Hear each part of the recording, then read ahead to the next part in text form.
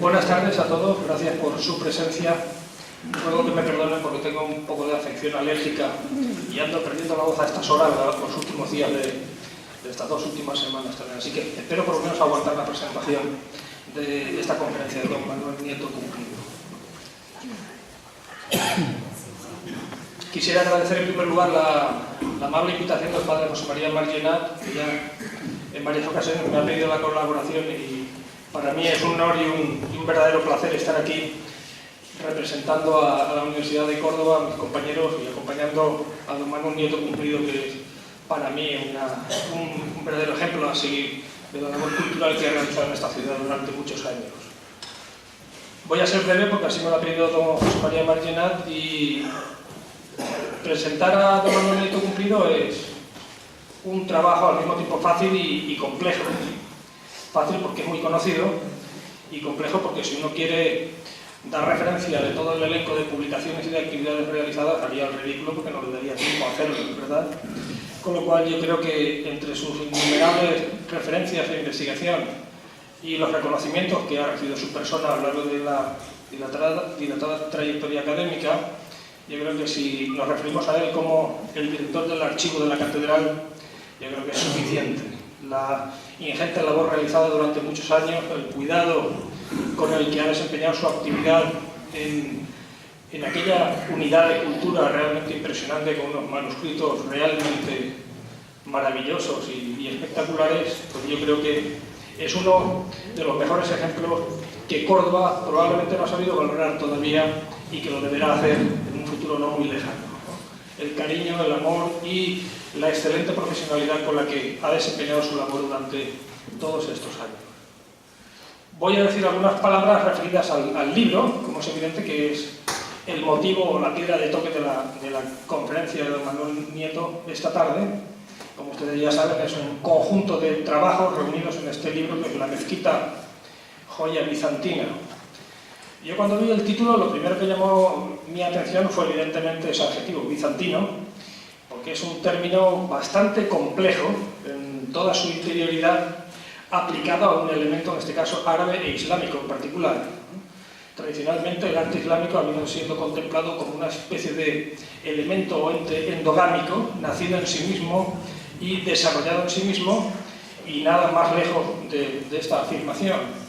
No obstante, ideológicamente ha cumplido una función dentro de nuestra proyección andalusí también, pero revisar todos estos planteamientos, yo creo que alejados de la realidad, descontextualizados e incardinados en un interés muy particular, es necesario. Y en ese sentido, el libro de don Manuel Nieto Cumplido y cada uno de los trabajos incluidos en él cumplen esta función. Hace unos meses un compañero de la Universidad de Sevilla publicó un libro que era La agonía de Abraham, y en ese texto, que tiene una serie de capítulos muy interesantes, él trata de demostrar que el origen del Islam está en la cultura helenística, y tiene cierta parte de verdad en ello. No la tiene completamente, pero tiene cierta parte de verdad. La mezquita es una obra de época omeya, es una obra de los omeyas, y los omeyas podríamos decir que tienen una especie de distintivo genético que los une a una cultura preárabe previa, que es la de los nabateos, que se desarrolla entre el siglo IV a.C. y el IV después de Cristo. Y los nabateos, una especie de supraconfederación tribal, fundamentalmente de grupos clánicos arameos y árabes, lo que va a hacer durante todo este periodo de casi 8 siglos es amalgamar dentro de sí toda una serie de idas y venidas de distintos pueblos en el próximo Oriente. Toda esa amalgama de... Perdónenme que se me ha olvidado a mí apagar esto. Toda esa amalgama de culturas se explican al final en el mismo arte que los nabateos van a acabar exhibiendo, y es un arte tipo sincrético, híbrido, donde el ensamblaje de elementos griegos, prehelenísticos, helenísticos, posthelenísticos, combinados además con los propiamente romanos y al mismo tiempo con lo propiamente semítico, va a acabar ofreciendo una realidad realmente espectacular. Si alguien quiere comprobar, por ejemplo, los casetones de Medina Zahara, que tienen un parecido apabullante con todos los casetones nabateos, podrá hacerse una idea de hasta qué punto hay esa relación. Los omeyas cordobeses a propio tiempo son hijos de los omeyas de Damasco, y en los omeyas de Damasco fluye la sangre nabatea. Luego tengo que recordar el pasaje de San Pablo en Damasco, descolgándose por la ventana y viendo del propio rey nabateo que lo acecha, y acaba yéndose a Arabia a pensar cómo realizar ese camino que acabará realizando en breve dentro del cristianismo. Esa Arabia es la nabatea. Esa Arabia nabatea es la que tiene dentro de sí ese elemento bizantino. Y don Manuel supo cantar con ese título algo con lo que yo iba rumiando durante muchos años y que es algo con lo que cuesta pelear. Paradójicamente, toda esa labor cobra una nueva vida en el libro de don Manuel. Cobra una nueva vida porque no solamente explica el objeto en sí, la mezquita, sino que plantea un viaje de cómo esa mezquita viajó, por ejemplo, y lo dejo aquí simplemente, entre la obra arquitectónica realizada por aquellos cristianos arabizados, los llamados mozárabes, que acabaron emigrando al norte peninsular.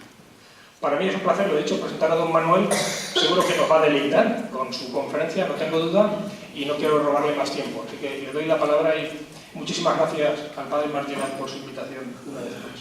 Cuando quiera.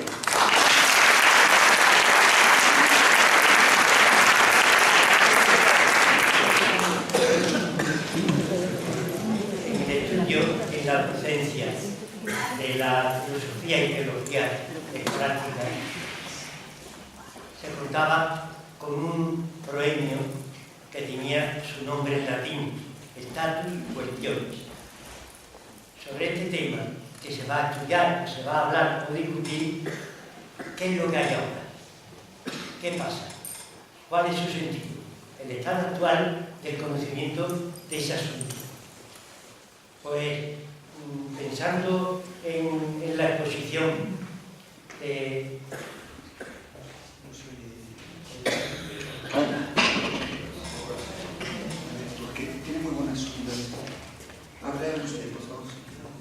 Pensando en la exposición de esta noche, el asunto, el decir rotundamente que nuestra mezquita es un templo bizantino, es una afirmación gruesa. Y por tanto, conocer ese estado previo y el transcurso de la discusión entre España y Francia sobre la comprensión de la mezquita es algo necesario para comprender después lo que se afirma a través del estudio como edificio bizantino. En este estudio que he hecho, lo titulo La mezquita de Córdoba, joya bizantina, pues digo en la primera página que las crónicas y la documentación cristiana posteriores a la reconquista de la ciudad, ganada felizmente en 1236, abren la historiografía de la mezquita de Córdoba, vista exclusivamente desde su etapa alto medieval, con palabras del arzobispo de Toledo, don Rodrigo Jiménez de Rana, que llega a emitir el primer juicio de valor de un cristiano sobre el significado artístico del monumento de los omeyas. Lo motiva la dedicación del templo a raíz de la conquista cristiana y lo redacta el arzobispo en 1243, da cuenta en ese año. Los obispos consagrantes, dice, entraron en el edificio que superaba en ornamentación y grandeza a todas las mezquitas de los árabes. Es la primera afirmación cristiana sobre el valor de ese edificio. Alfonso el Sabio asumirá el juicio de valor del arzobispo y dejará escrito que entraron esa hora en la mezquita de Córdoba que sobraba, es decir, que estaba exaltada y ganaba de ornamento y de grandeza a todas las otras mezquitas de los árabes. El infante don Juan Manuel, el delator del conde de Lucanor, dirá un siglo después que esta es la mayor y más perfecta y más noble mezquita que los moros tenían en España. Se va afirmando una tras otra que la obra es arte de moros. Esto va a quedar clavado en la cultura cristiana de la Edad Media y llegará hasta siglos después. Esta idea de pertenencia y adscripción que no se borrará nunca, y la encontramos confirmada en palabras del rey Enrique IV del año 1469. Es notorio los grandes y muy suntuosos edificios de la dicha iglesia, de la cual fueron en principio los infieles moros enemigos de la Santa Fe Católica, los cuales aún hoy día acatan en gran veneración esta dicha iglesia como la más principal casa de oración que ellos construyeron. Otra nueva afirmación de que la mezquita es obra de los árabes. Cuando un humanista cordobés, Jerónimo Sánchez, se puso a describir la antigua mezquita a mitad del siglo XV y a exponer su origen, dirá que el monumento es alivio de los fieles, de los cristianos, y antigua venganza y triste ofensa de los extranjeros, de los otros. En este caso no los nombra, pero son de los árabes que han perdido la mezquita, ¿no? En este sentido atribuye que son los moros los que han perdido. Su escaso conocimiento de arte de este Jerónimo Sánchez no le permitieron establecer comparación entre la mezquita de Córdoba y los monumentos que conoció en Bizancio, porque viajó por todo el Mediterráneo, o en las ciudades de los ortodoxos. Los ortodoxos eran los griegos, no en el sentido religioso, sino en el que se daban ellos a sí mismos. La mezquita pasará a la historia como obra de moros. Esto así. Pero después, cuando llega la escuela francesa de arqueología, que daba sus primeros pasos a comienzo del año, el primer francés que llega es en 1833, que viene a buscar la razón de este edificio. ¿De quién es este edificio artísticamente? Los franceses son los primeros que se formulan buscar la esencia del monumento. Y ahora veremos a ese francés. Los franceses continúan durante todo el siglo XIX afirmando que es una obra bizantina del tiempo de los árabes, que es la mezcla del original de la obra y el tiempo en que se hace.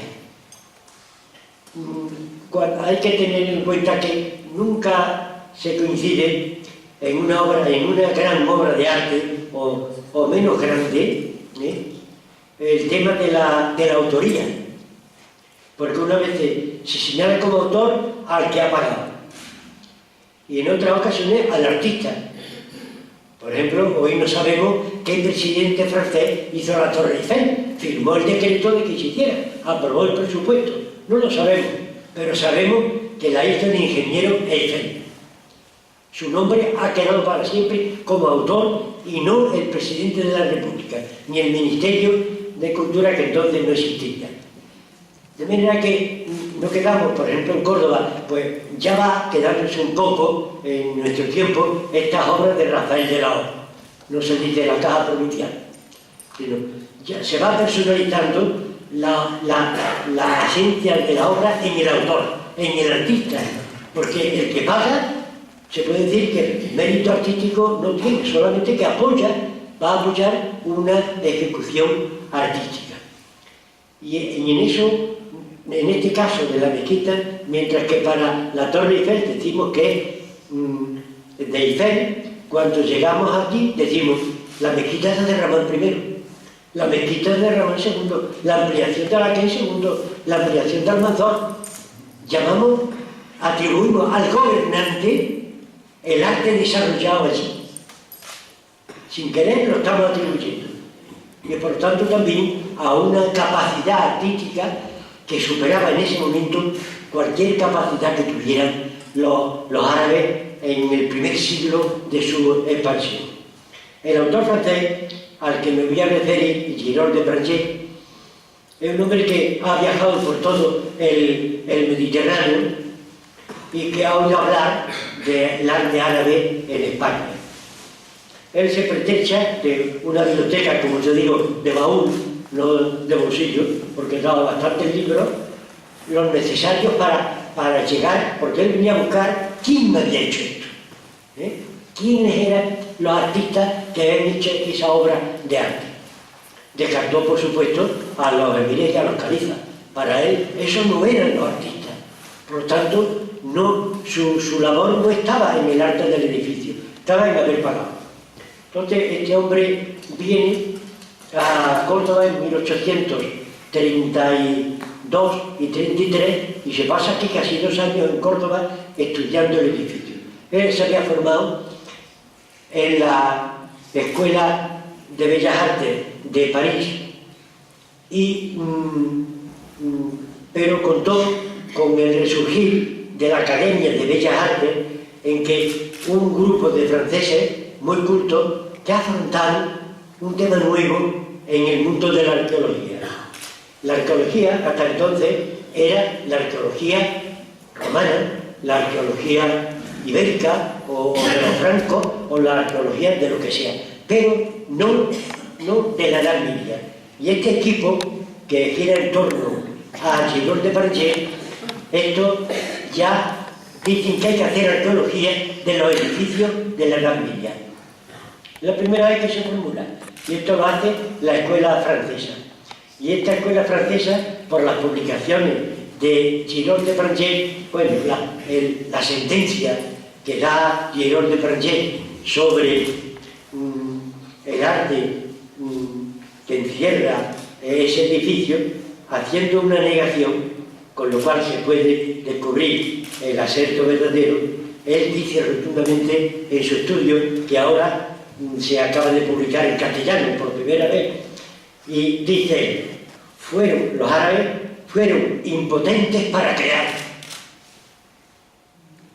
Esto es un nuevo avance. Ya no es que los artistas árabes hicieron la mezquita, es que él dice: ni eso siquiera hay que admitir, ni eso hicieron. Los árabes en ese momento no eran capaces de crear, por lo tanto no se les puede atribuir.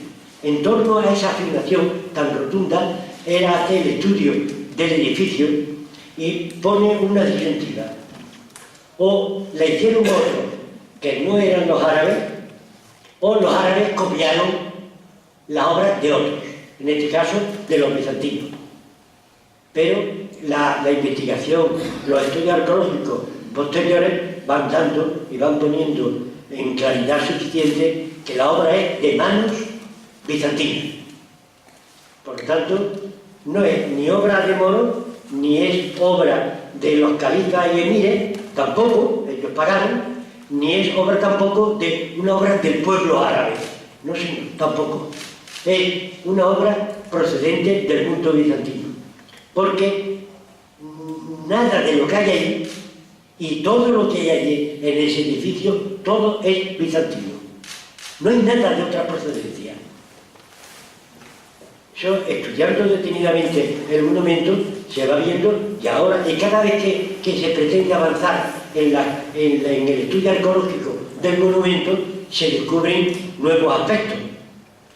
Por ejemplo, pues esta mañana conversábamos de que el mérito de la ampliación, un mérito de la ampliación de Alaquén II era haberlo hecho sobre un plano inclinado. En Medina Zahara se habían hecho las terrazas para edificar, porque no sabían construir en un plano inclinado. Cuando se hizo San Jerónimo hicieron lo mismo, hicieron una gran terraza, pero esto ya en el siglo XV. Pero en el siglo X lo hicieron sobre un plano inclinado. ¿Cómo soportaban el peso de aquel edificio en un plano inclinado? Pues ahí está una aportación simplemente en eso, en el hecho de que se ha construido con cierto carácter de inestabilidad, y que por lo tanto podría peligrar en su día el derrumbe. Y sin embargo, ese núcleo no se ha movido ni un milímetro desde que se hizo en el siglo X. Por tanto, la arqueología, a medida que va avanzando, va aportando datos nuevos sobre la aportación bizantina. Yo he puesto, tenía estos pendientes que en Córdoba son de oro, están en el Museo Arqueológico de Córdoba, pero están como piezas califadas. En Córdoba, todo lo que aparezca de alto estilo artístico, todo se atribuirá a los califas, a la Córdoba califa. No lo dudarán, ni se pondrán a explorar a ver de dónde puede proceder esa pieza. Bueno, las orillas del Mediterráneo están llenas de estas piezas. Todos los museos del Mediterráneo, llegando al Museo Británico, no es extraño, porque ellos han llevado allí, medio Mediterráneo, ¿no? Pues, entonces, también allí se conservan este tipo de pendientes. Es un hecho, y en Italia, el sur de Italia, está dando continuamente en las excavaciones la presencia de estos pendientes. Y hace pocos días se ponían en el museo como piezas califadas. Y hay algunas muestras, presentaré, de pendientes de este estilo hechos en el Palacio Imperial de Bizancio. Vamos, que no es de talleres subalternos. Y yo ante eso digo que la investigación de este nuevo planteamiento pues parte de fuentes sociológicas, un aspecto nuevo, meter aquí la sociología en si esto es bizantino o no, histórica, lógicamente, y artística. Son los tres campos que conducen a establecer el valor de este edificio como monumento bizantino. Las mujeres me entenderán perfectamente el argumento sociológico. Lo voy a leer, porque es la explicación de la portada, que son estos pendientes. Digo, pendientes bizantinos calificados en Córdoba de califados y similares a otros muchos de la misma factura expuestos como bizantinos en el Museo Británico de Londres, en el de Atenas y en varios del sur de Italia. Aquí mi conclusión. Las mujeres cordobesas, adineradas, y muchas otras del Mediterráneo buscaron sus adornos en Bizancio, metrópoli del lujo y la ostentación. ¿Por qué no iban a ir también a Bizancio los emires y los califas para traer arquitectos? Si las mujeres de Córdoba iban en busca de sus joyas a Bizancio. Pues traerse artistas, que es lo que hicieron los califas, traer artistas bizantinos. Artistas bizantinos que como la mezquita se resuelve en 2 siglos de la invasión musulmana, todavía los artistas o procedían de Bizancio directamente, o los califas lo buscaron también directamente en Bizancio y los trajeron, o fueron ya musulmanes conversos, pero que seguían y conocían la técnica artística de Bizancio. Por lo tanto, aquí tenemos un planteamiento sociológico y bueno, si en el siglo XIX París era el centro de la moda, el centro de las artes, y allí iba todo el que podía para adquirir, para ilustrarse, para estudiar, para vestirse, para adornarse, pues también, por ejemplo, toda la influencia artística en Córdoba durante el siglo XIX va a ser francesa también, no solamente la moda, sino también los estudios franceses, la arqueología francesa, los esquemas históricos franceses, todo. Por lo tanto, estas grandes ciudades que se convierten en foco de cultura y de lujo llaman la atención y van llamando a quien quieren aprovecharse de esa cultura. En el siglo X lo hicieron las mujeres cordobesas que para adornarse fueron a Bizancio a comprar. Pues los califas, que tenían bastante más dinero, pues dijeron, no, artistas y mosaicos que vengan aquí y los colocamos en Córdoba. Este es un argumento que se llama, ciertamente un poco populista, lo reconozco, pero es una realidad que después tenemos los argumentos históricos.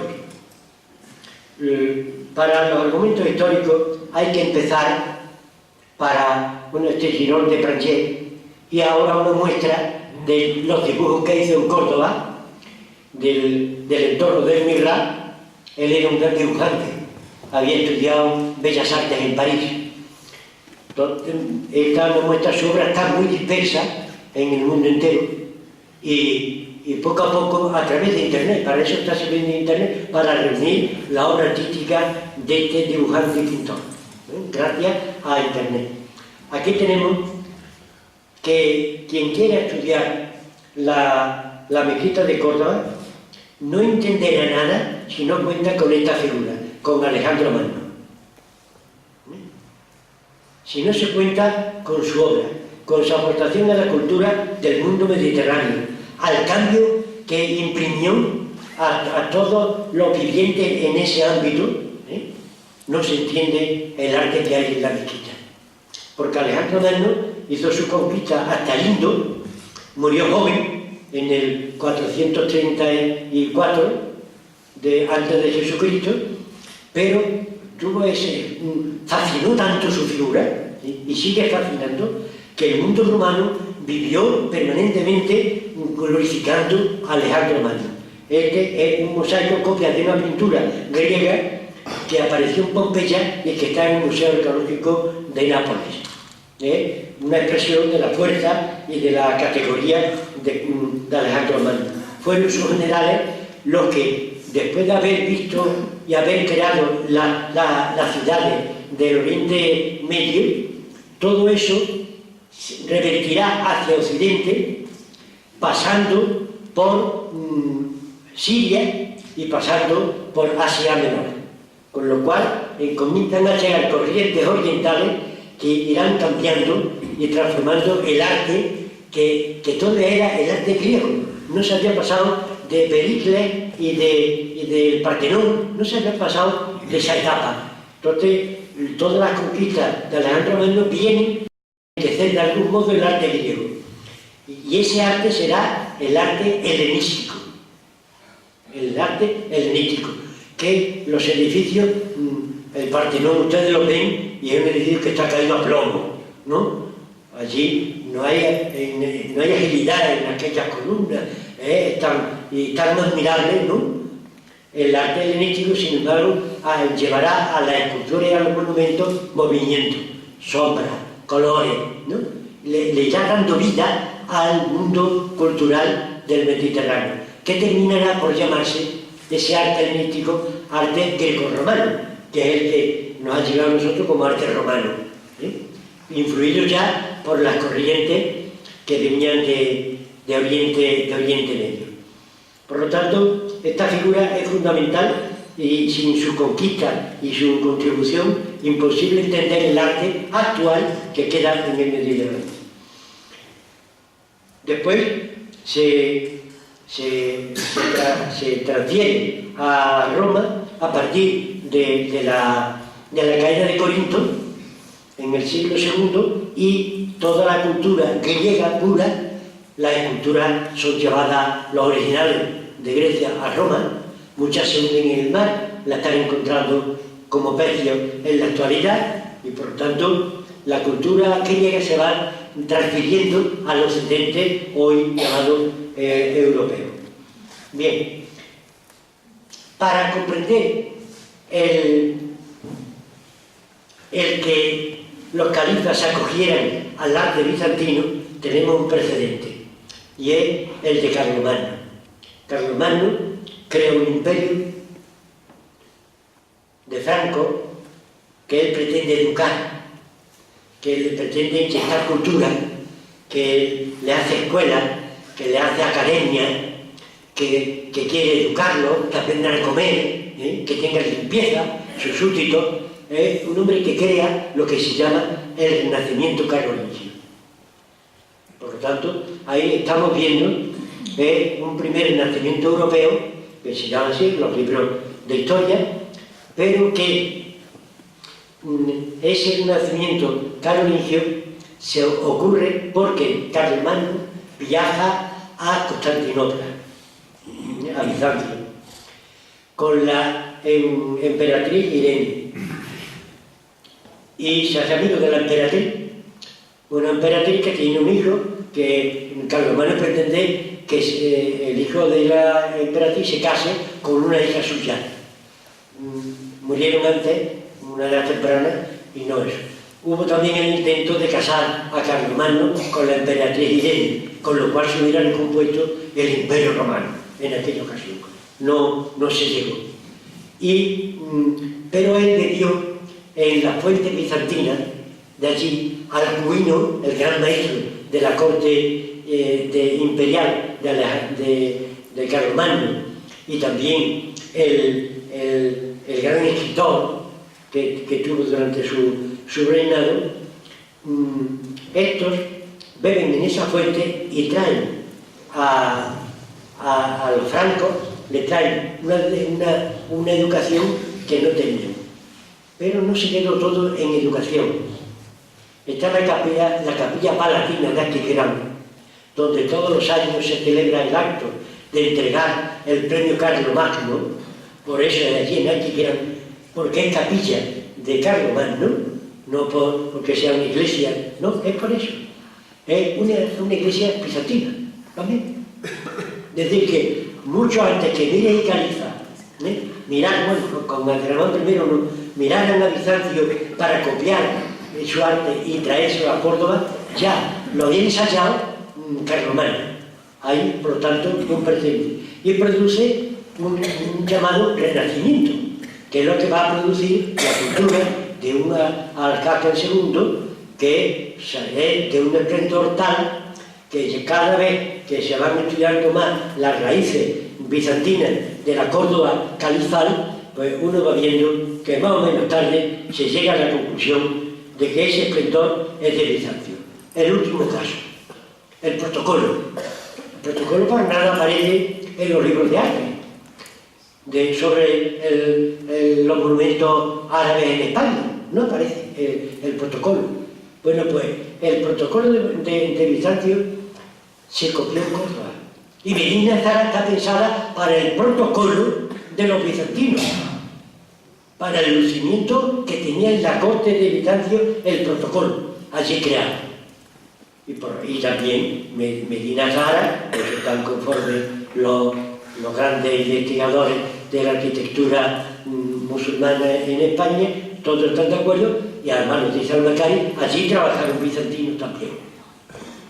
Por eso el querer descubrir la esencia de este edificio tiene que llevarnos a los primeros pasos de su construcción. Pero por tanto, con esto y otros muchos más precedentes. Yo he citado aquí unos pocos, ¿no? Pero todo, a mí me extrañó, asistí a una tesis en la Universidad de Génova y en una mañana se defendían 3 tesis, como ahora se hace, no para despacharlas. Pero una de las tesis era el uso del protocolo bizantino por los turcos, de que también los turcos habían copiado el protocolo bizantino. Sí, tenía tal atractivo el lujo, el brillo, la solemnidad de los actos del Palacio Imperial de Bizancio, que se convirtió en modelo para Carlomagno, para los eméritos califas de Córdoba y para el resto de los pueblos, entre ellos los turcos. Esto siempre, y es que yo siempre digo, es que para mí por lo menos, lo digo con toda humildad, es mucho, da y otorga mayor prestigio, mayor esplendor a la mezquita de Córdoba diciendo que es bizantina, porque el horizonte es inmensamente mayor que decir que es árabe, que se circunscribe a Oriente Próximo y al norte de África dentro de este estilo.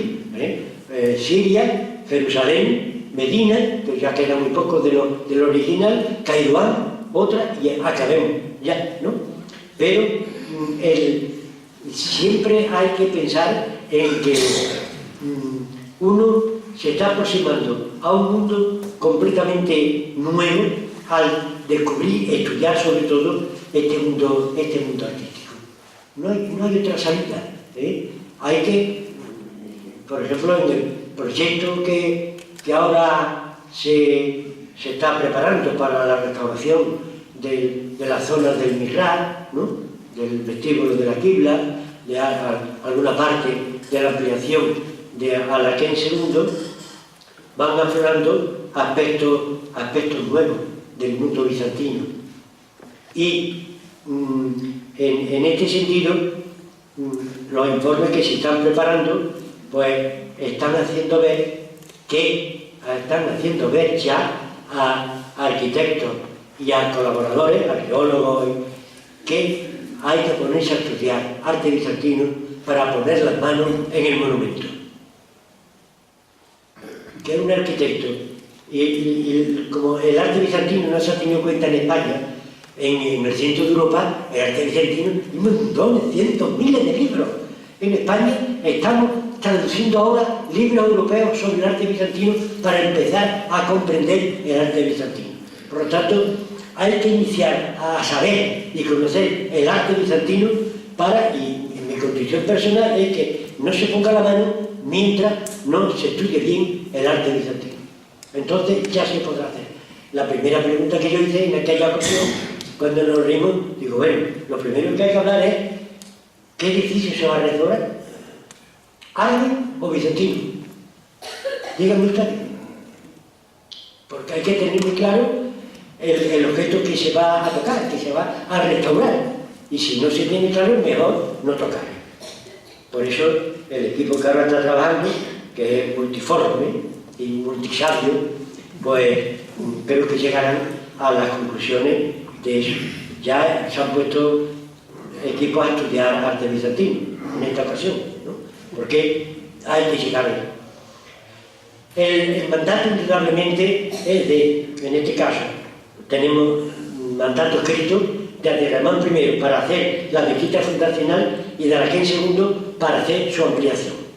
Está casi el decreto, está el acto del mandato, ¿no? Y por lo tanto, el mandato de la autoridad que se haga, pues consta la autoridad, pero como en París el presidente de la República no hizo la Torre Eiffel, por más que firmara y diera la orden de que se hiciera. Entonces, en este caso, hay que, después de la orden, del mandato de la construcción, hay que descender quiénes estaban allí, al pie de la obra. Y las crónicas musulmanas, es muy curioso, nos dicen quiénes estaban. Y quiénes estaban allí desde el principio al fin, no que estuvieron a rato, que también cuando todo esto se transfiera a la interpretación de Medina Azahara, que no se ha hecho, indudablemente también Medina Azahara habrá que estudiarla de otro modo. Y además con más lujo, porque en Medina Azahara se puede coger el protocolo bizantino y decir igual que Bizancio. Aquí el esplendor del califato, todo como en Bizancio el emperador bizantino. Por eso el equipo pues está entrando lógicamente en las fuentes históricas y hay una, y con esto termino, bueno, no termino con esto, pero hay una, para ver los aspectos bizantinos que hay en la construcción actual, tenemos este arco que es del 79 a.C. de Pompeya. Arco compuesto de ladrillo y piedra. De manera que empezamos por ver que eso ya no es original de los árabes, hacer esos arcos. Entonces hay que preguntarse, ¿y de dónde? Entonces es cuando se van formulando las preguntas. Aquí tenemos un santuario armenio en que las cúpulas están esquematizadas y vemos que el planteamiento de la cúpula es como el lucernario de Araquén II al comienzo de su ampliación o capilla de Villaviciosa. Los arcos cruzándose por el centro y es una arquitectura que termina en esa concha central de la gran sala que hay ahí. Una cúpula gallonada, esa está también aquí. El esquema es exactamente el mismo en la construcción. La diferencia es que esto se hace en el siglo X y esta construcción en Armenia es de 1100, del siglo XI. De manera que no podemos decir qué ha habido en medio de Córdoba a Armenia o de Armenia a Córdoba. no lo podemos decir. Pero la cúpula más antigua de este tipo es la de Córdoba. Después vienen las conservadas en Armenia. Aquí tenemos el producto del conocimiento de una de las conquistas de Alejandro Magno, que son los palacios de Persépolis, de Jerjes y Artajerjes, ¿no?, que estudiamos en la historia. Bueno, pues son salas hipóstilas, los puntos son columnas, techos planos, como aquí, un techo plano, no hay arco, aunque de oriente vendrá el arco a occidente y la bóveda, y tenemos aquí, pues, que esto se encuentra, estas las ruinas excavadas de Persépolis, pero el modelo es anterior, precisamente, a Alejandro Magno, y fue copiado y traído a occidente. También una gran sala a base de columnas, es la gran cisterna de Bizancio.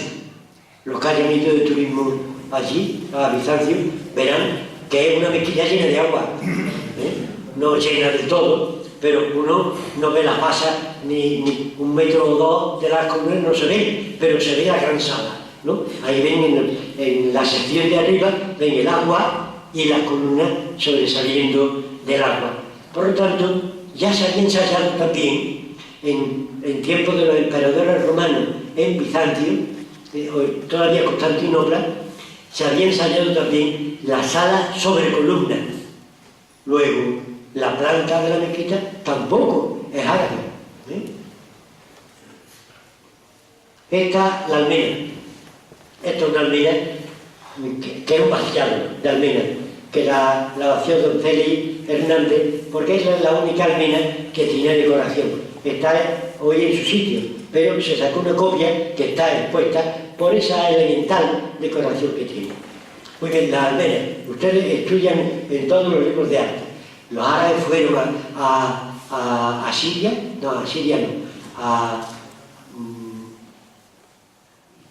no me acuerdo ahora el nombre. Bueno, al este de Palestina, fueron para traerse la almena y ponerla en Palestina y en Córdoba. Pues no, señor. Estas almenas ya estaban en Siria en el año 442 de Jesucristo. No es, por lo tanto, una almena árabe, porque ya cuando llegó aquí la estaban utilizando los bizantinos. Y qué lástima, que es de un gran mosaico impresionante, excavado por un padre franciscano fallecido recientemente, pero que él publicó los dibujos del mosaico. Y ahí se ve el arco de una puerta de una ciudad con almena, el año 442, una muralla con almena, el año 442, y una torre de iglesia con almena en el año 442. Entonces, cuando viene a Córdoba, esto viene de las técnicas y del gusto artístico de los bizantinos, en tiempos de Abderramán I. Hay una cosa que no se le ha prestado mucha atención, y es la presencia de los chum, unos ejércitos que se asientan en Andalucía, en la antigua Bética, antes de Abderramán I, y que le van a ayudar son sirios, estos chum, los chum sirios. Se establecen en Ronda, se establecen en la provincia de Granada, en distintos sitios. En Córdoba también se establecen, y estos chum, cuando se discute si está permitido poblar el patio con árboles, se acude a una sentencia que ha dado un imán en Damasco en contra de la filosofía y del derecho maliquí, más abierto que los maliquíes, que llegarán a partir del 800 a Córdoba, llegan en un momento de vacío de autoridad única jurídica en Córdoba, pues Al-Wasaí, que es el que reside en Córdoba, ha sido discípulo de un maestro en Damasco. Y dice que su maestro ha dicho que se pueden plantar árboles en los patios de las mezquitas. Pero dice, estuvieron de acuerdo el Al-Wasaí y los griegos. Es decir, que de nuevo aparecen, que también para el patio están interviniendo los griegos. Y en la plantación de árboles, los griegos son los bizantinos, es lo mismo. Están interviniendo también los bizantinos. Y que en virtud del peso, sobre todo el peso militar, que lo tenían exclusivamente los griegos, en ese momento en Córdoba, que ya muchos serían musulmanes convertidos, ¿no? Pero eso impone, por ejemplo, algo esencial en este edificio, en este monumento que tiene ya el patio, vamos, desde ayer, el patio con arboleda tiene 1215 años de antigüedad. Yo creo que es el más antiguo de Europa, este patio, por lo menos de España. Y está como entonces. Coincidió su plantación. Aquí tenemos la ciudad de la que habla la almena, la puerta. Aquí tenemos la puerta de esa ciudad en el mosaico, con la almena ya en ese año. Aquí tenemos otro aspecto que cuando se acude a explicar la técnica del doble arco en la mezquita de Córdoba, la Escuela de Arte, de Historia del Arte Española de principios del siglo XX, fueron, como nuestros músicos, Granado, Falla, ¿no?, de esa época, fueron nacionalistas. Yo lo he puesto entre comillas, nacionalistas, para que no se parezcan, que no quiero decir como los de ahora. Porque ellos lo que elogian en este edificio es, o buscan lo español. Entonces, se pasaron el tiempo buscando qué elemento había en España que se hubiera transfundido por cristianos, no por bizantinos, a la mezquita de Córdoba. Y hay un empeño, entonces el arte, en muchos manuales aparece arte hispano-musulmán.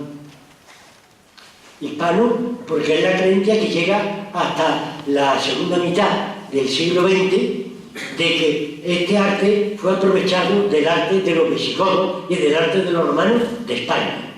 Y aquí tenemos un mosaico al pie, ya en Jordania, también recientemente descubierto, que vemos los arcos superpuestos. Antes de la invasión musulmana. Luego, el arte bizantino ya aportaba la solución que aquí vemos y que creemos que es lo más de la mezquita, los arcos superpuestos. Los arcos de herradura, no digamos, están ya en el Imperio Romano también, ¿no?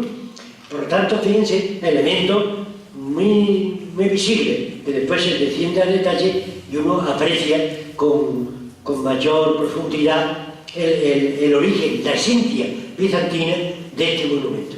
Y ya digo, es más gloria para Córdoba tener un monumento bizantino como este que tenemos, que decir que árabe. El imperio árabe no tenía nada que ver, el de Al-Jaca II, con el imperio bizantino, la riqueza, el ornato, el esplendor, la consideración universal del imperio bizantino. Por lo tanto, no se desdice el monumento árabe, ellos lo pagaron. Y eso hay que agradecerlo, que ellos lo pagaron. Tuvieron la idea de ir a Bizancio a buscar arquitectos. Esto hay que reconocerlo. Pero de ahí a decir que el edificio es árabe, que está hecho por artistas, no. Este edificio no tiene, lo digo después de pasar 44 años estudiando el monumento. En ese edificio no hay un solo detalle que no proceda del arte bizantino. El grande o pequeño, ¿no?, de cualquier modo, todo procede del arte. Esto es muy atrevido, es decir, yo no sé si más extraño que son ustedes muy educados, que nadie haya dado un grito diciendo que eso no es verdad, porque hoy se lleva eso, ¿no? Pero han estado muy atentos a la exposición. Y ya digo, esto es lo que yo desarrollo muchísimo más explícitamente en mi libro de la mezquita de Córdoba, Joyas Bizantinas, que es el conjunto de conferencias que yo he ido dando desde 2002 hasta el año pasado, en el Colegio de Arquitectos, la última, y he reunido esas conferencias. Y están hechas para distintos públicos, por ejemplo, para profesores de bachillerato en la escuela que tienen de formación del profesorado en la Huerta de la Reina, ¿no? Otros, los arquitectos de Córdoba, el Colegio de Arquitectos. Otro, un congreso de intercultural islamo-cristiano en otro campo, ¿no? Es decir, que he intentado acercarme a distintos mundos en que tiene justificación explicar este arte. De manera que yo, esto es lo que no he podido leer, que me hubiera gustado, el texto de Al-Idrisi sobre los arquitectos. Al-Idrisi y el Midari, dos cronistas musulmanes, Al-Idrisi dice que vinieron, los artistas del mosaico vinieron a hacer la obra de mosaico. Pero Midari dice, al comienzo de la obra, cuando se dijo el califa que quería comenzar la obra, nos fuimos allí al solar y vimos qué espacio tenía que ocupar, qué dirección tenía que tener la ampliación, ¿no? Y allí, que era el comienzo de la obra, el planeamiento de la obra, ya allí se discute los arcos lobulados y entrecruzados califales, llamémosle califales. Allí se presenta por los bizantinos una propuesta nueva arquitectónica en aquel momento, que se tiene en cuenta para toda la ampliación. Asistir a ese acto, allí se estaba formulando por los bizantinos cómo llegaba un elemento que no se había ensayado en Medina Zahara, este tipo de ornamentación de arcos entrecruzados, que Chocagoy te dirá que era una técnica arquitectónica impresionante, porque con todo ese ornato está disimulando una gran cruz de San Andrés que está soportando el peso de la cúpula de piedra.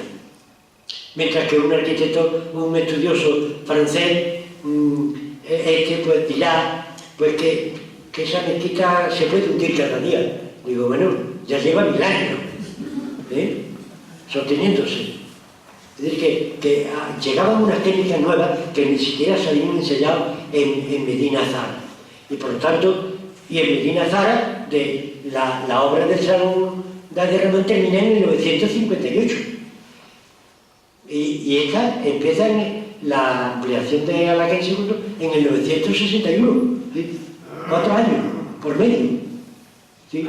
Debió ser, en principio, o al parecer, una obra continua, ¿no?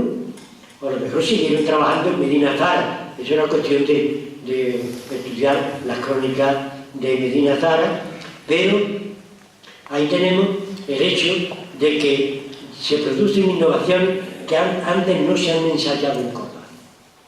Vamos así. Aquí tienen la ciudad que he descrito del mosaico, las torres con almenas, la ciudad. Aquí está una ermita del Valle de Capadocia, el Valle de Goremi, que en la visita, la que hizo la foto está presente aquí. Esto está lejísimo. En el barco de los montes, allí puede haber un centenar o 2 centenares de ermitas hechas en la roca. Aquí tenemos el esquema del mihrab, de la fachada del mihrab. La puerta central y los arcos superiores, la hilada de arcos superiores.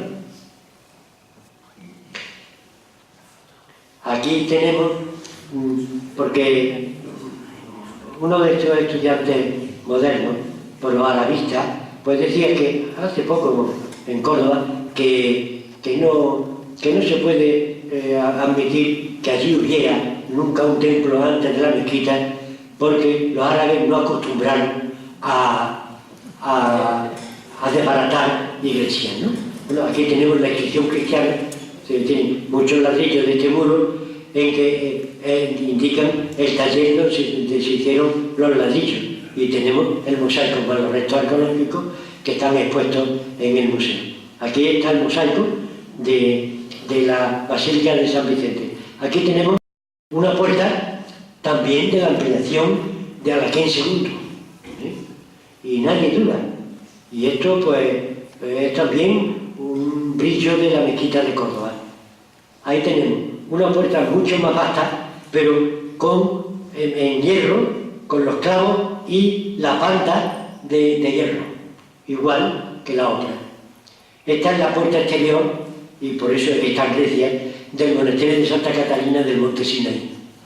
Tenían a los pobres monjes, vivían así, además por ahí no puede entrar un caballo, que es lo que le hicieron tan chica la puerta, pero una puerta que utiliza planchas de hierro con clavos, la misma técnica de la anterior. Vamos a ver. Ahí tenemos el zócalo del Mirrad, que eso es que está tan alto que hay que ir allí, hay libros publicados. La gran cornisa, las dos grandes cornisas de Santa Sofía de Bizancio, pues tienen este mismo entablamento, ¿sí?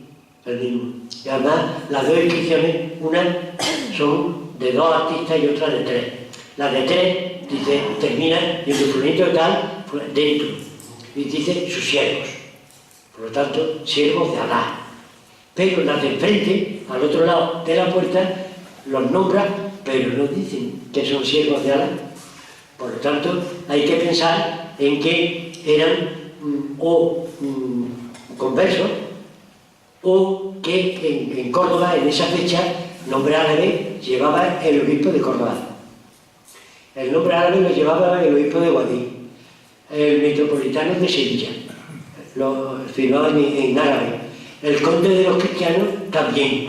Es decir, que ya en el siglo X Córdoba la sociedad estaba islamizada. De ahí recordar las protestas de San Eulogio y de Álvaro de que se estaba perdiendo la cultura romana, ¿no?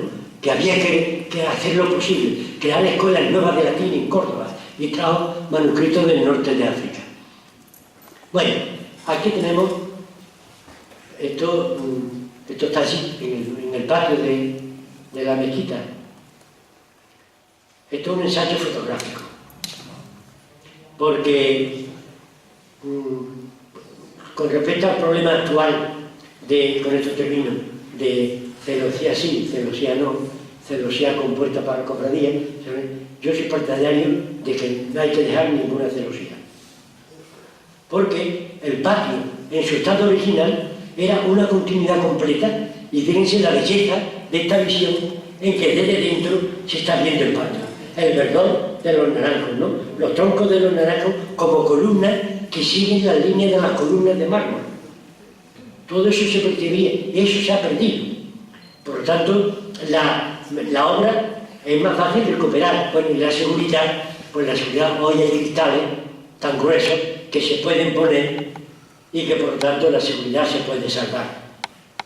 Y esta es mi tesis de restauración de ese espacio, porque la celosía, no sé, en ese momento no había quizá capacidad de ver la inconveniencia de que se colocara.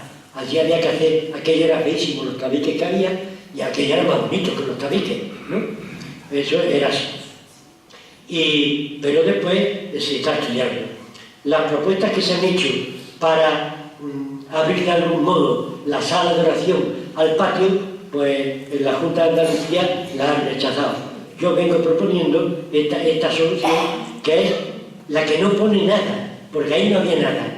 Y lo más parecido a la nada es el cristal transparente.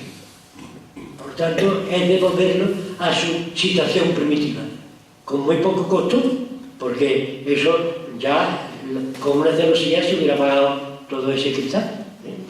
Por eso, con esta visión termino, porque creo que merece la pena el repensar la solución. Yo no estoy de acuerdo que ni siquiera que hagan una puerta, no, que la quiten toda, y que vuelva el movimiento a su ser natural. Y perdonen.